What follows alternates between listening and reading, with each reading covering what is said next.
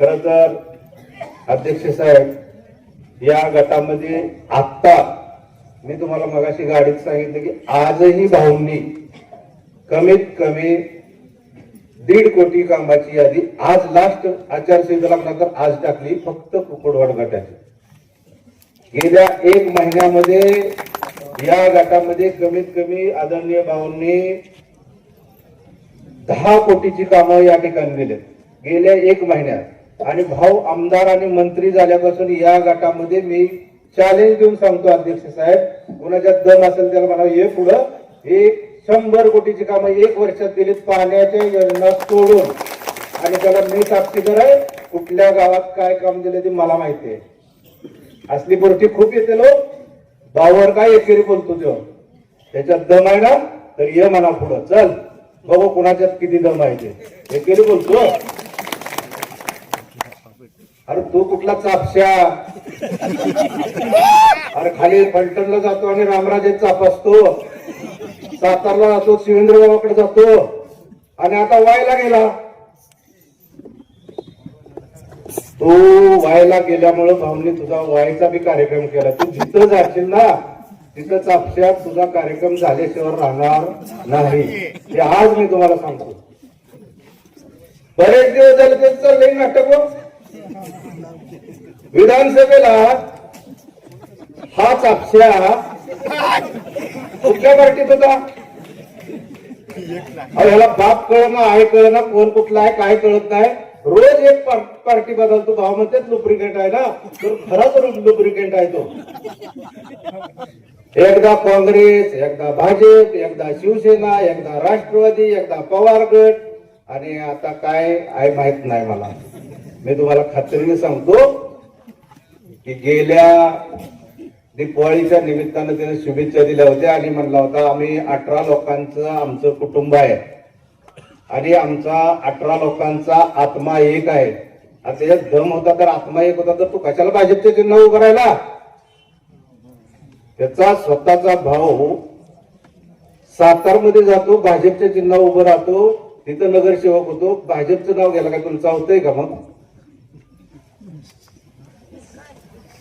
अतिशय लबाड, अतिशय डोंगी आणि लोकांना फसवणार. रोज एक काहीतरी वेगळं सांग. काल 10 लाखाचं का उद्घाटन घेतलं. अरे 10 कोटीचं माझ्या वहिनीनं आज उद्घाटन घेतलं. आज तू काय सांगतो?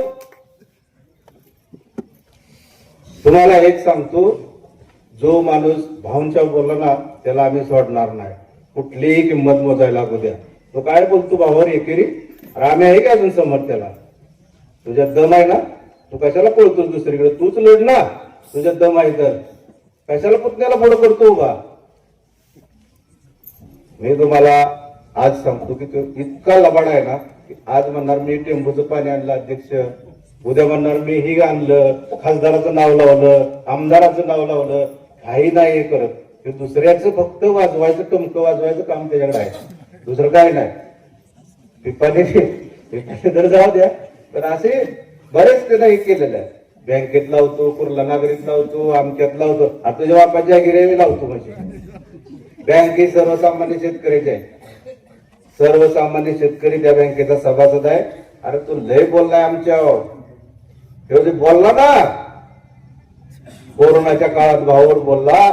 अरे तू स्वतःच्या आईवर, आईच्या नावावर महाबळेश्वरवाडीच्या ताई सांगा सोसायटीमध्ये कर्ज काढून त्याचं जे पैसे मिळवून घेतलं तेव्हा तुझी आई होती. मला एवढं बोलायचं नव्हतं पण खरं सांगतो तू भावावर खूप बोलला. मड्याच्या टाळूवरचं लोणी खाल्लं म्हणला ना. अरे तू सांग ना जाहीर की तू नाही घेतलं म्हणून अनुदान. आपण काय बोलतो, आपण काय बोलतो त्याच्यावर आपलं भान पाहिजे. अध्यक्ष तुम्हाला एक सांगतो की कुकुडवाड गट हा भाऊंनी पूर्ण लक्ष घातलेला गट आहे आणि या गटामध्ये कुठलंच विकास काम राहणार नाही एवढं मी या निमित्तानं आज सांगतो.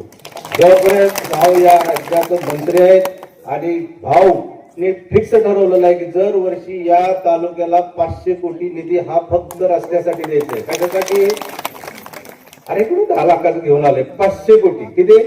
आणि मी साक्षीदार आहे. मी आज सांगतो तुम्हाला की नुसत्या मुख्यमंत्री सडक योजनेमध्ये आपण आतापर्यंत 250 कोटीचे रुपये आले. किती आले? 250 कोटी. आणि काल परवा आपण 25-15 हे हेड, ते भाऊचं खातच असं आहे. तुम्हाला सांगतो की भाऊ नेहमी भाषणात म्हणतात की जन्मापासून मरेपर्यंत लागणारा सर्व निधी हा भाऊंच्याकडे आहे. त्यामुळं जन्मापासून लागणार सगळं काही पैसे लागत. आता तुम्हाला सगळ्या शेतकऱ्यांना माझी विनंती आहे की तुम्हाला अजून माहित नाही की आमदारकीच्या वेळेस भाऊंनी आदरणीय देवेंद्र फडणवीस साहेब हे राज्याचे मुख्यमंत्री असताना आणि वीज मंत्री होते ना त्यांच्याकडे, वीज खातं, त्या ऊर्जा मंत्री असताना 100 DP आपल्या तालुक्यात दिले. त्यानंतर भाऊंनी या वर्षीचा सर्व डीपीटीसीचा निधी हा डीपी साठी दिला. त्याच्यामध्ये 110 DP आपल्याला मंजूर झाले. आणि अध्यक्ष साहेब, तरी लोकांची काय डीपी हा विषय म्हटला नव्हता.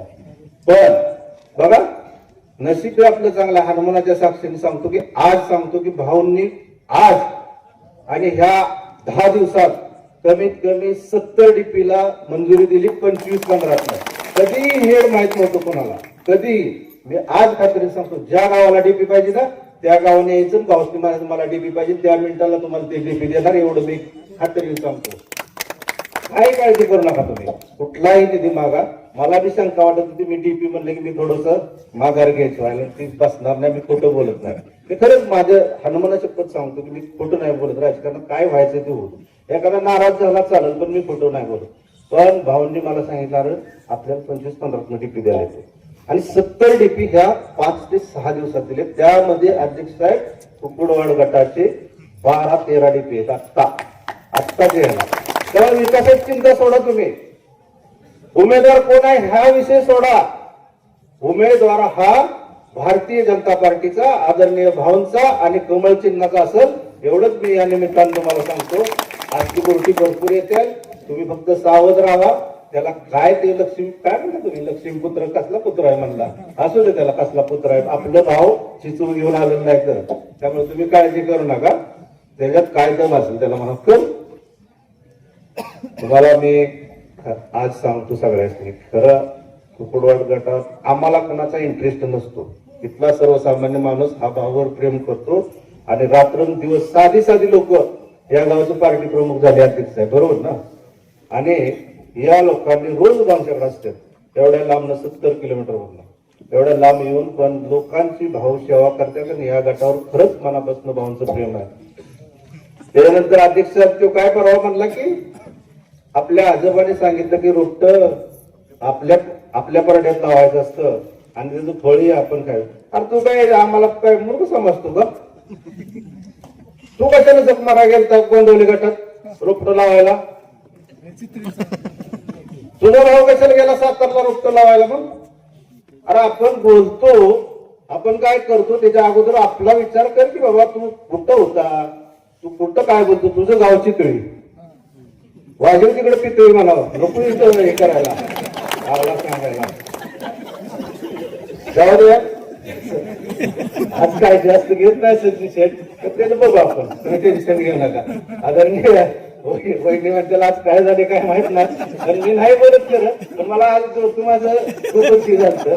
जाऊ द्या, आमच्या मेहनत आहे. मेहनत द्यायला फोन केला, 10 फोन केलं तिला विचारा तुम्ही ना काय आपण येतलाय बाहेरच नको आतलंच पाहिजे असंच करू. अरे तू लढ ना, पुतण्याला कशाला उभा करतो तू लढ.